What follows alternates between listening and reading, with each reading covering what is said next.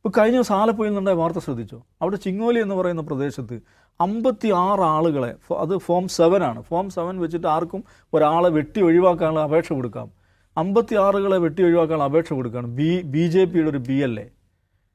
അയാൾ അപേക്ഷ കൊടുക്കുന്ന ഈ 56 ആളുകൾ 54 പേര് മുസ്ലിങ്ങളാണ്. അപ്പോൾ മുസ്ലിങ്ങളായുള്ള ആളുകൾ വെട്ടി ഒഴിവാക്കാൻ അപേക്ഷ കൊടുക്കണം, ഒരു നാണവുമില്ലാതെ. അതിൽ തമാശ എന്ന് വെച്ചാൽ ഇവൻ ഈ ഫോം 7 പ്രകാരം വെട്ടി ഒഴിവാക്കാൻ കൊടുത്ത അപേക്ഷയിൽ ആ നാട്ടിൽ BLO ഉണ്ട്. നമുക്കിത് നമ്മൾ വാർത്ത ചെയ്യുന്നു, ഇവരത് ആ അപേക്ഷ തിരിച്ചു കൊടുക്കുന്നു BLA. ഇത് ഇങ്ങനെ സംഭവിച്ച സ്ഥലങ്ങളുണ്ടാവില്ലേ, വാർത്തയാവാത്ത സ്ഥലങ്ങളുണ്ടാവില്ലേ?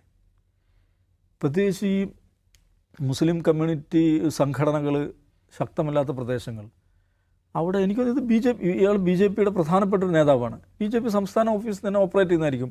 പരമാവധി മുസ്ലിം വോട്ടർമാർ വെട്ടി ഒഴിവാക്കാനുള്ള വകുപ്പ് എന്താണ്? ആലപ്പുഴയൊക്കെ A+-ലുള്ളതാണ്, A+-ലുള്ള സ്ഥലങ്ങളാണ്. പക്ഷെ അത്രയും ഗുരുതരമായൊരു സംഭവം നടന്നിട്ട് കേരളത്തിലൊരു മുസ്ലിം സംഘടന അതിൽ പ്രതികരിച്ചാണ്ടോ? ബാക്കി രാഷ്ട്രീയ പാർട്ടികൾ പോട്ടെ, ഒരു പ്രദേശത്തെ 54 മുസ്ലിം വോട്ടർമാർ വെട്ടി ഒഴിവാക്കാൻ വേണ്ടിയിട്ട് BLA ആപ്ലിക്കേഷൻ കൊടുക്കുകയാണ് ഫോം 7 പ്രകാരം. ആരും അതേക്കുറിച്ചൊന്നും പറയുന്നില്ല. ഇതാണ് എനിക്ക് വിചിത്രമായിട്ട് തോന്നുന്നത്. ഇപ്പോൾ ആകെ ഒരു ഏതെങ്കിലും നിലക്കുള്ള റെസ്പോൺസ് വരുന്നത് കഴിഞ്ഞ ദിവസം കണ്ണൂർ ജില്ലാ സെക്രട്ടറി CPMൻ്റെ രാകേഷ് പത്രസമ്മേളനം വിളിച്ചിട്ട് അവിടെ നടന്നിട്ടുള്ള വിചിത്രമായിട്ടുള്ള വർധനവിനെ കുറിച്ച് പറയുന്നുണ്ട്. അതും ഗൗരവപ്പെട്ട കാര്യമാണ്. ഇത് എന്താണ് രാകേഷ് പറഞ്ഞതെന്നുള്ളത് വാട്ട് ഹാസ് ഹാപ്പൻ ഇൻ തൃശ്ശൂരിൽ സംഭവിച്ച കാര്യമാണ്.